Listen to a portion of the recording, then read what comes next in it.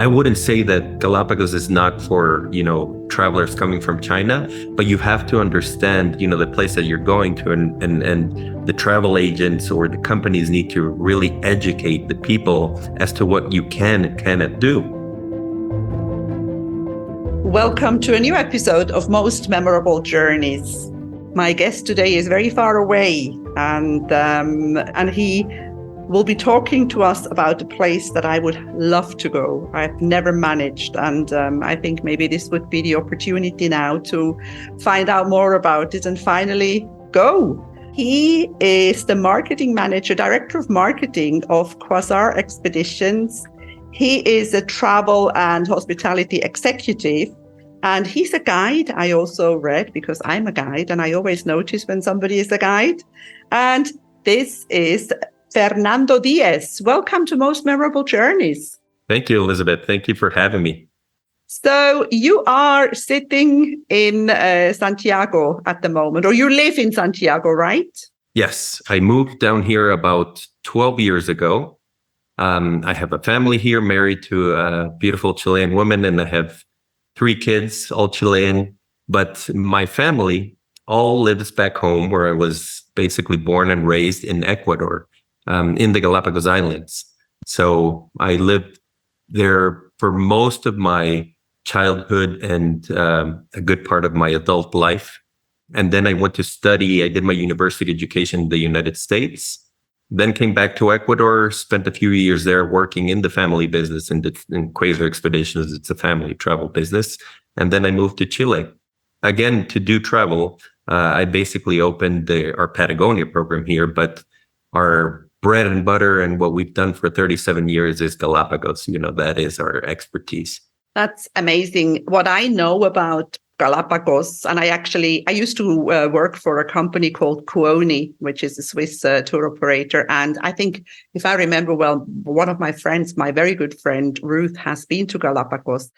What I know, that's really all I know, is that it's very unique. It's quite expensive to get there, because I think they also want to keep it a little bit under control. Am I right? It's not, you don't want mass tourism. Yes. So Ecuador is a third world country, and in third world countries, many things are not managed properly. You said you're from Switzerland, so it's the complete opposite. Public transportation is never on time in Ecuador. But if there is something that we as Ecuadorians are extremely proud of, is the way the Galapagos National Park has managed the archipelago and, the reserve from its establishment in the late 50s. They have always protected the Galapagos in a way that really allows you to see wildlife today the way wildlife probably once was everywhere in the world. So it's strange because, people refer to wildlife in the Galapagos as being completely different and strange from anywhere else in the world. But if you think about it, before we scared away the animals because we invaded their habitat or we started hunting them, or they were all like they are in the Galapagos, entirely unafraid of humans. There is a rule in the Galapagos National Park that you cannot touch any of the wildlife, but in Galapagos, they are so unafraid of you that you could pick up the birds, pet the sea lions, touch the turtles, get on top of the tortoises. They're just unafraid. And for a period of time, when the Galapagos were a popular stopping point for pirates, buccaneers, and whalers, they did take advantage of this. And this is why a lot of the tortoise species, the giant tortoise species in many islands became extinct, because they were used for food. But yes, the highlight, Elizabeth, as you said, is the wildlife. It is, to me, the best place on earth for humans to safely approach the wildlife and the wildlife to approach you. So we call it like an African safari, except none of the animals really see you as their dinner. That is, in summary, what the Galapagos is about. Because they're unafraid, because they have not been hunted or bothered by humans. Now, I have studied you. I have prepared for this podcast episode, but I haven't studied Galapagos. I have to be honest with you. How big is, because you said that you were born there. Are there villages or towns in Galapagos? Yes. There are 4 inhabited towns in 4 islands, in the island of San Cristobal, Santa Cruz, in the island of Isabela, and then in the island of Floriana.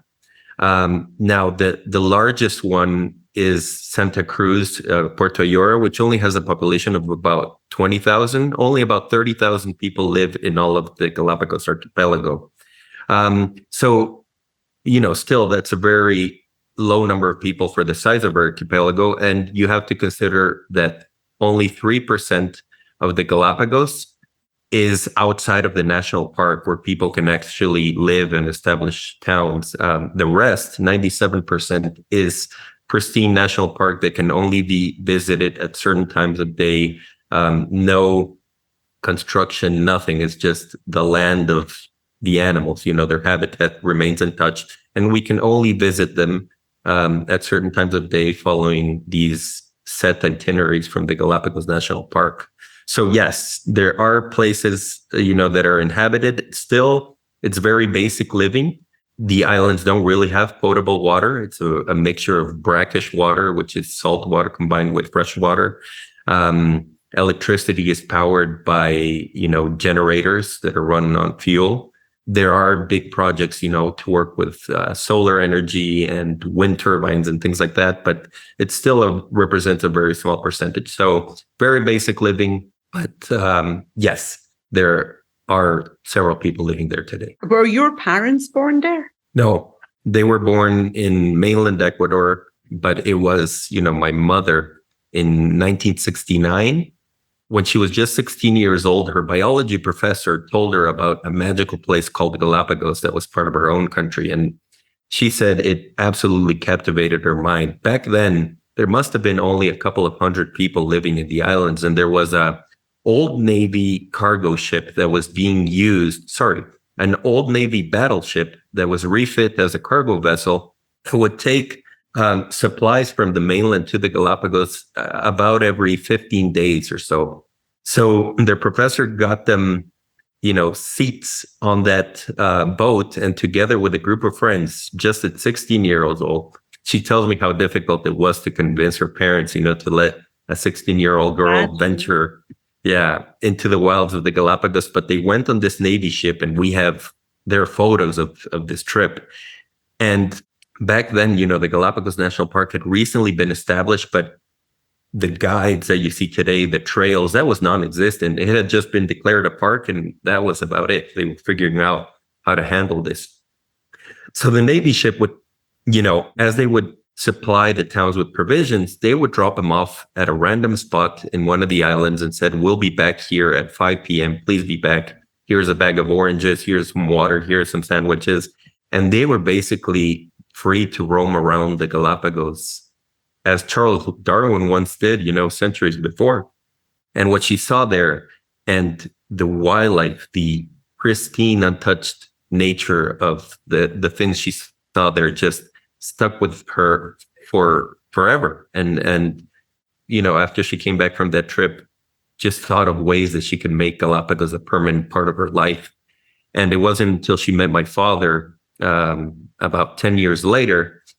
He was an entrepreneur. Really, he was in the construction and vehicle dealership business, nothing to do with Galapagos, but they went out to the islands.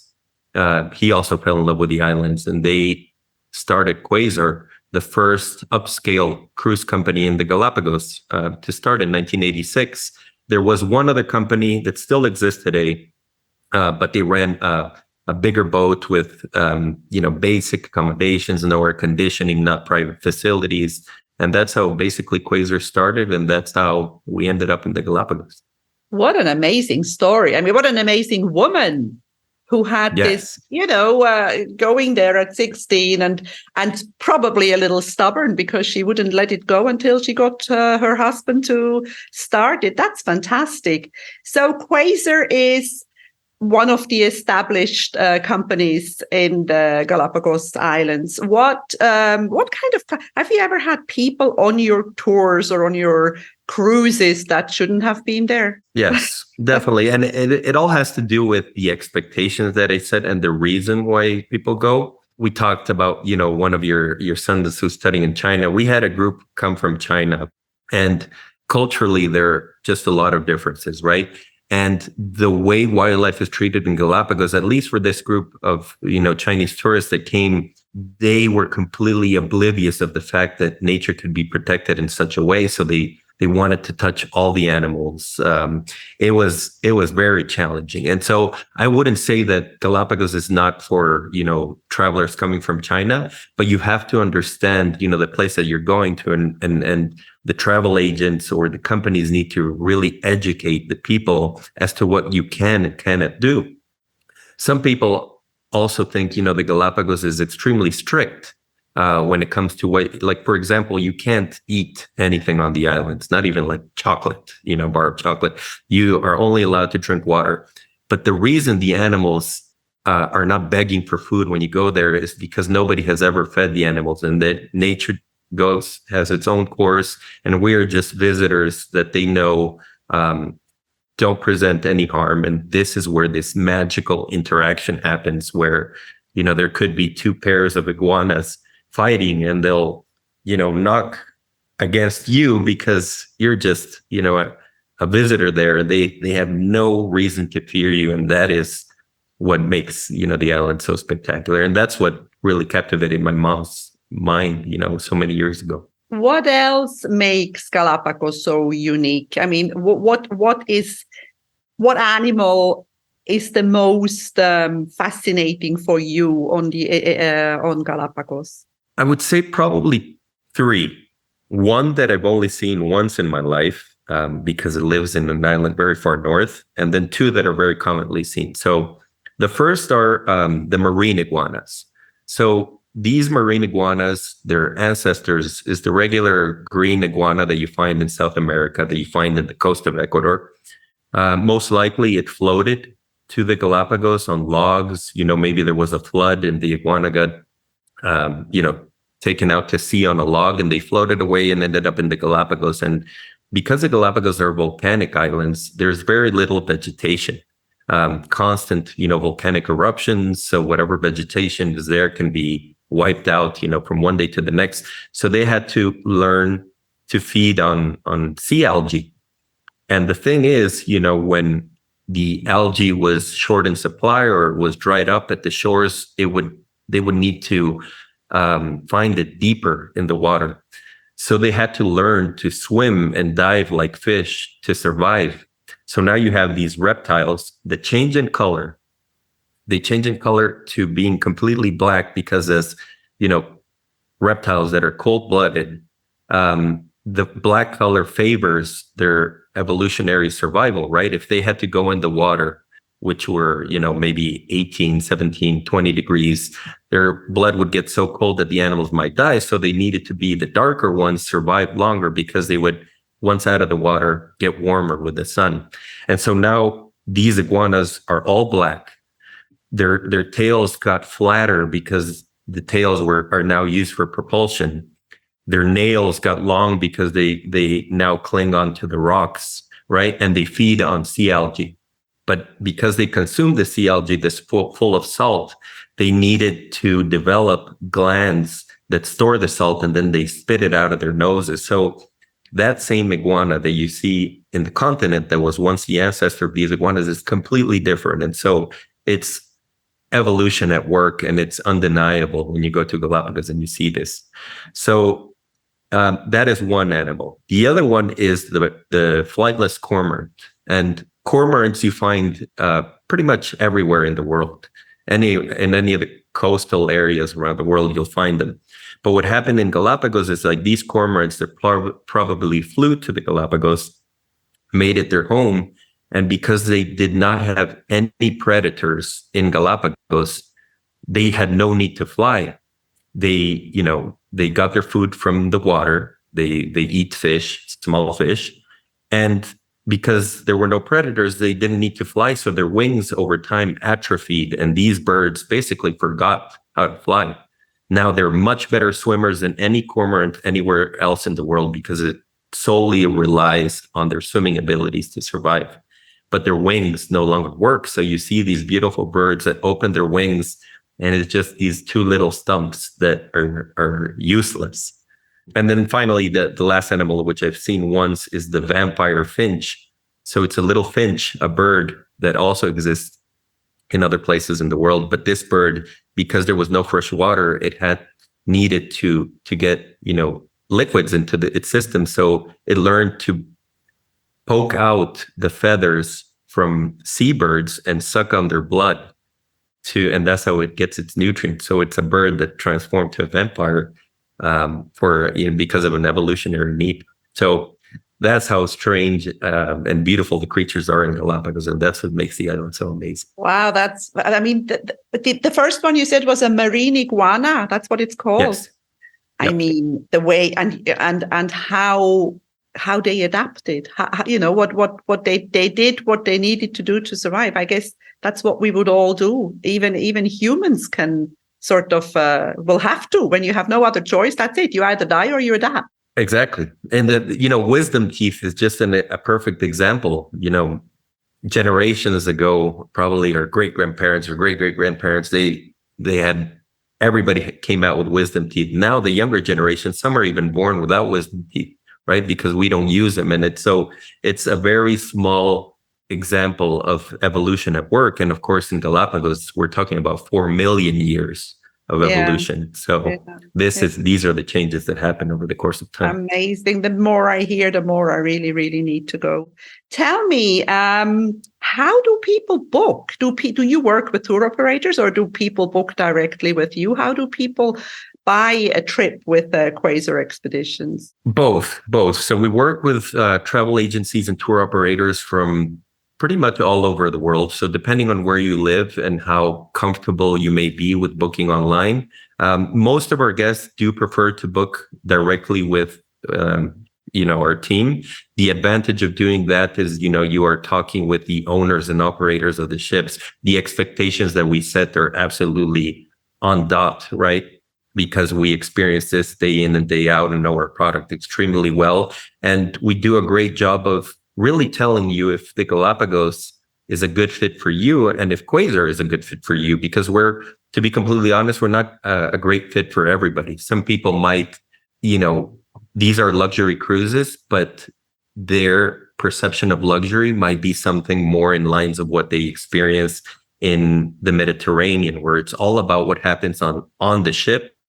Here, it's mostly about what happens off the ship, the amazing experience you get to have on the islands and with the animals. So, and the best way to really do that is to talk to someone. So, if anybody is interested, for example, they just need to go to our website, quasarex.com, and just talk to one of our expedition designers, and they'll be happy to answer all your questions and help you understand if the Galapagos and Quasar are right for you. We will put the link to the website in the show notes. When is the best time to go to travel in Galapagos? The best time of the year or the best season? That's a great question. So contrary to many destinations that are seasonal, the Galapagos, because they lie on the equator, they essentially only have 2 seasons. It's, a dry season and a season where it rains lightly in the highlands. So for most people who visit the Galapagos, because we don't really visit the highlands, you won't feel a difference in terms of like weather or rain or anything like that. About 95% of the wildlife in Galapagos does not migrate. So regardless of the time of year when you go, you'll find all the wildlife there. The only exception of the big 15 animals that people like to see in Galapagos is the waved albatross that is pretty much there all year except, February through April. And the rest of the year, you can find it there. So as it relates to climate and weather, I would say any time is a good time to go. However, there are certain times of the year that are more favorable. For example, in terms of like the snorkeling. From the months of about June to November, the influence of the Humboldt current is a lot stronger. And the Humboldt current, if you know, it brings the nutrient-rich waters from Antarctica all the way up the coast of South America. And so this water that is extremely nutrient rich bathes the archipelago strongly from June to about November. And this gives way to the most spectacular underwater encounters. So feeding frenzies, large pods of dolphins, whales, the penguins being really active, that is a highlight of that time of year. We call it the secret season for a reason, and it's because some people tend to think that because there is less demand for Galapagos from September to November, it's a less desirable time to go. But on the contrary, what happens is because the North American market is the main market for Galapagos, and September through November is not a popular time of year for North Americans to travel because it is right after the summer holidays and before Christmas and New Year's. So there is less demand. And sometimes that leads to discounts from agencies. And people think, oh, because it's discounted, it's a less desirable time of year to go. But on the contrary, to anybody listening to this podcast, if you go at that time of year, you will see the most spectacular underwater life, still enjoy plenty of hours of clear skies, the great Galapagos weather, warm waters. It's a fantastic time to go. So in short, any time of year is good. And then there are certain times, that are more favorable in terms of the crowds or highlights of historically. Sure. And what is the length of is there different types of tours? Is there different lengths of tours? Yes. In Galapagos, you'll find cruises that range anywhere from 4 days to up to 15 days. At Quasar Expeditions, we only offer the 8-day cruises and the 15-day cruises. We believe that 8 days is the absolute minimum amount of time required to really see the best of the archipelago. For example, the animals that we talked about earlier, the youngest islands in Galapagos on the west, they're still forming today, volcanic eruptions happening all the time, right? And the oldest islands in the west, they are 4 million years old. So the difference between the eastern and the western islands, the same animal had, millions more years to adapt and change. And so the only way to see evolution at work in Galapagos is to take an itinerary that takes you throughout the entire archipelago. And for that, you need a minimum of 8 days. Now, for the time privilege and budget privileged travelers, if you go for 15 days, you'll see the absolute best of Galapagos. And because we realize for most people that Galapagos is a once in a lifetime trip, if you can go, for 15 days, I definitely recommend it. You will see every corner and every animal there is to see in Galapagos. Fantastic.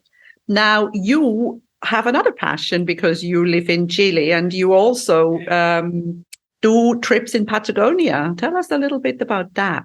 Yes. So, when my wife is Chilean and when I met her in Ecuador, I came down to visit her in Chile and I took a trip to Patagonia. And obviously, having been involved, I was already working in the family business and I discovered Patagonia. And it's incredible how much potential there was to offer more and better things in Patagonia. There was the accommodations were basic.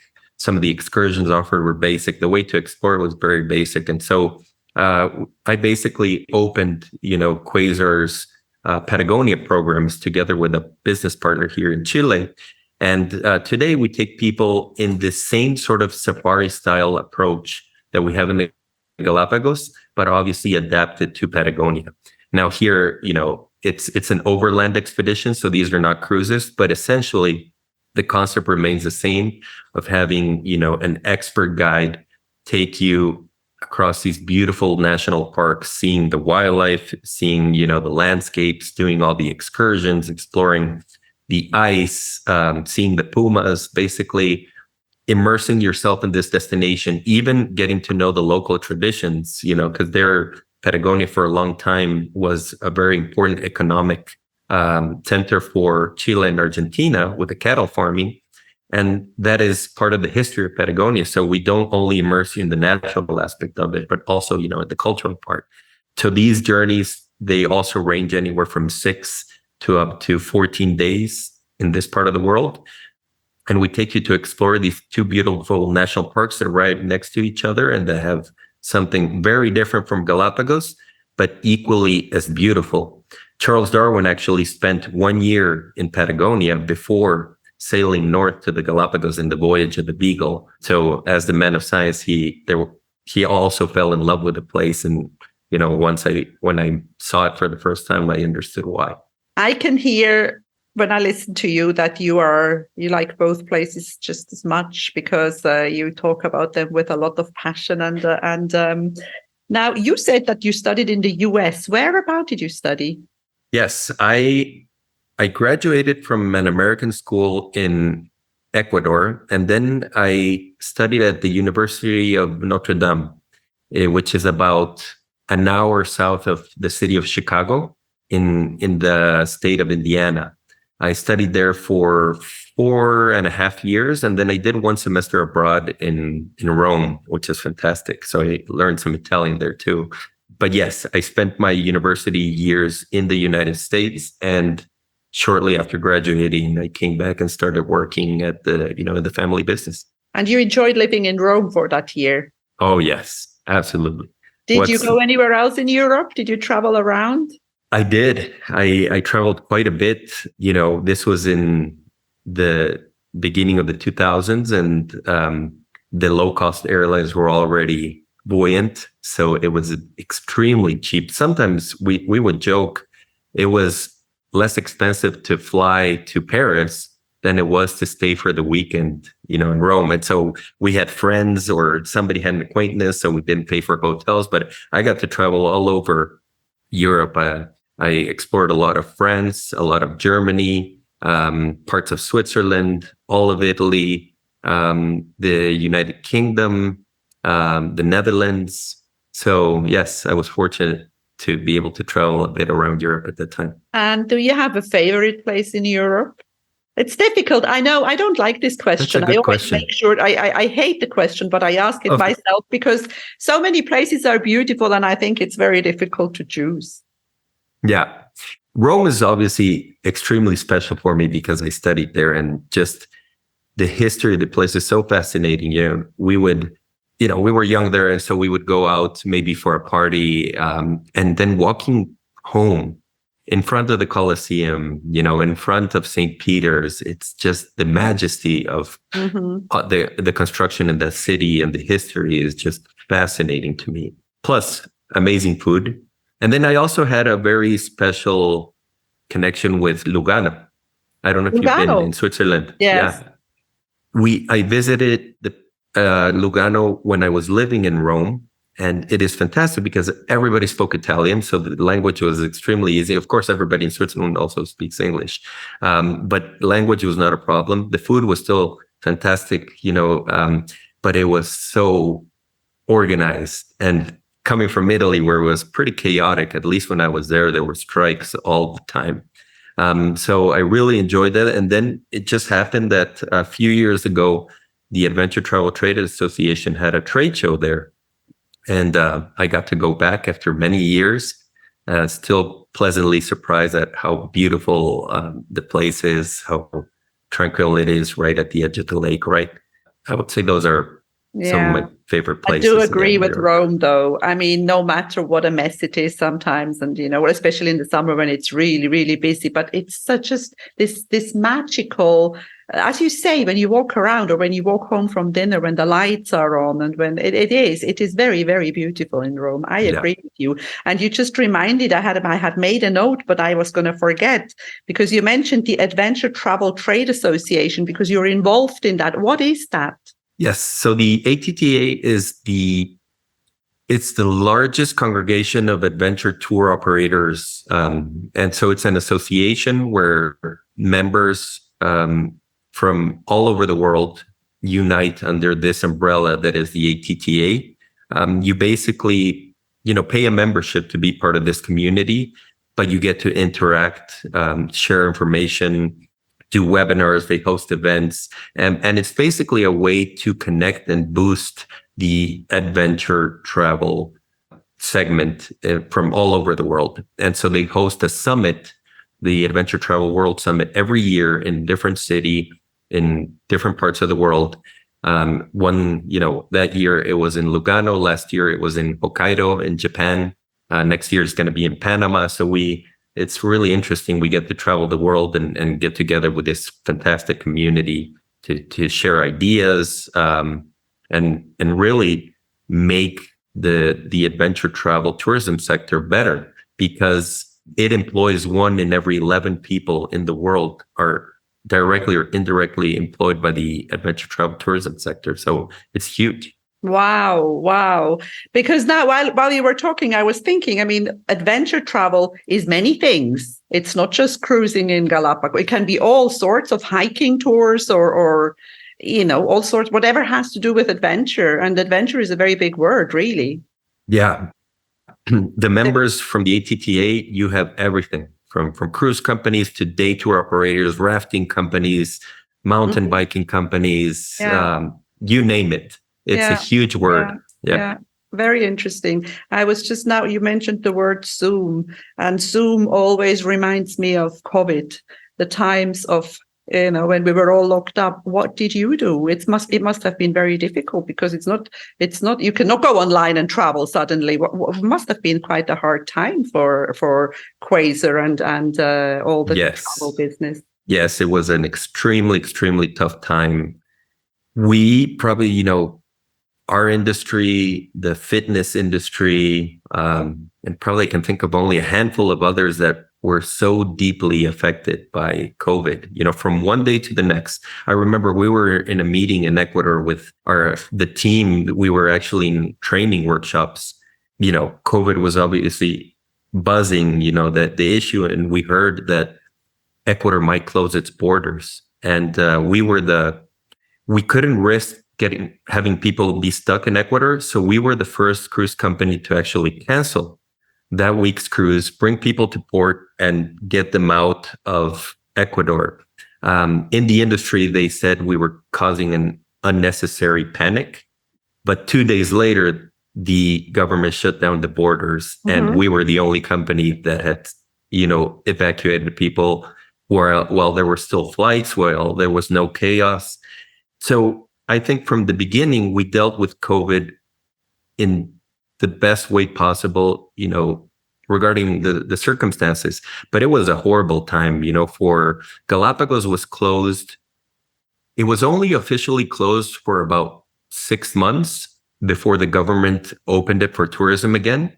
But they opened Galapagos in, I believe it was July or August of 2020. So as you can imagine, nobody was traveling at that time. The first vaccines only started to appear, I believe, like in December. So the first cruise that we actually operated, even though the Galapagos were open in August, was in December. So for about 8 months, we were completely closed. Not a single passenger, no business. We had to let go of about 70% of our employees, with the promise, obviously, that as soon as things got better, we would rehire them. And we did, thankfully. But Chile was actually closed for almost 2 years. So here things were bad. At one point we said, I remember sitting down with my business partner and saying, if Chile doesn't reopen by December, we will shut down the Quasar's branch in Patagonia. And tourism reopened in November. So we were 30 days away from not making it. So it was tough, but that resilience and how creative we got in the process, how lean we got as an organization, I think we came out better on the other side. We're a better company for it, as difficult as that, the times were. I think we are a better company for it. Well, there is two sides to every story, isn't there? I actually landed in Buenos Aires on the 12th of March. My daughter was traveling in South America, and I went to meet her.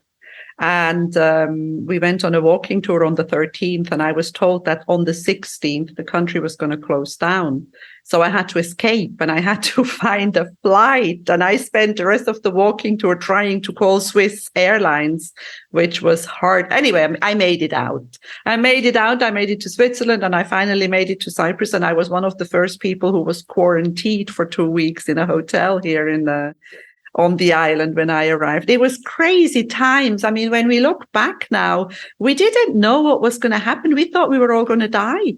Yeah. It was, I remember, my daughter was in preschool, and as I was working, one floor above, I would hear the songs and the things that they were doing in class. And when I hear those songs today, there's a feeling that up again. And it was anxiety, total anxiety. I realize this now, that total uncertainty. First of all, personal survival, right? Were we going to survive this? Were we going to die? I unfortunately had relatives and friends, pass away because of COVID. So it was real. Nothing that I have lived through has been this sort of real. I have not lived through a war, for example, but this was as real as it got. And so you have that part. And then the economic well-being, in the industry that I was in, trying also to see if I need to reinvent myself. And I'm talking about the only thing I've lived, done, breathed in my adult years is tourism. Yeah. Can I do something else? But we stuck with it, and here we are, now in a beautiful travel podcast. Whatever doesn't kill us makes us stronger, doesn't it? And we actually are coming to the end of this podcast. I have one last question. Where does the Diez family go on holidays? That's a great question. Well, now when we go as a family, because my kids are very young, and so are my brothers. I have two brothers who are also in the business. Our kids are very young, so it's normally a relaxing beach holiday where the kids and the adults will have a nice time. But when we were younger, when we didn't have kids and we traveled as a family, anywhere where there was adventure, where there's an African safari, Antarctica, we had the benefit that my parents would exchange cabins, cabin in Galapagos for a cabin in Antarctica. And so we were really lucky to be able to go there. So I've been to places like Hawaii, Alaska, Antarctica, Africa, and then, of course, visiting places in Europe. And then Southeast Asia for me, mainly on the cultural perspective, is one of the most fascinating places in the world too. As I am getting a little envious here, I think we should end this podcast episode. Thank you so much for spending time, and thank you so much for being on Most Memorable Journeys, Fernando Diez. Thank you very much, Elizabeth. Thanks for having me. If you're ever interested in going to Galapagos, you have my contact information. It's a place that everybody, has to visit once in their life. It's truly life-changing. I will be there.